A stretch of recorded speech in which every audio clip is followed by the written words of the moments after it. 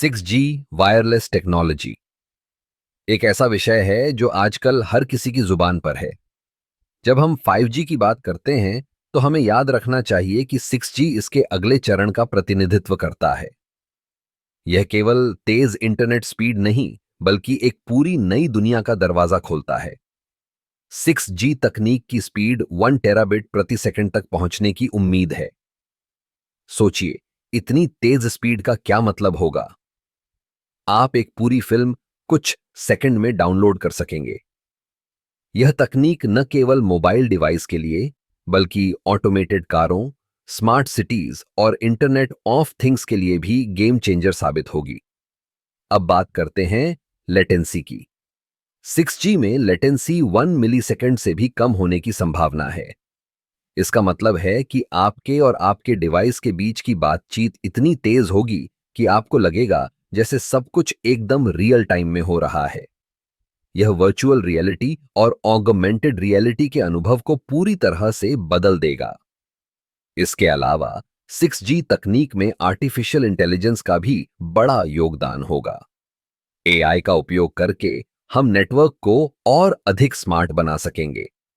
यह नेटवर्क खुद को ऑप्टिमाइज कर सकेगा, जिससे यूजर्स को बेहतर अनुभव मिलेगा। 6G का एक और महत्वपूर्ण पहलू है इसकी ऊर्जा दक्षता। यह तकनीक न केवल तेज होगी बल्कि ऊर्जा की खपत को भी कम करने में मदद करेगी।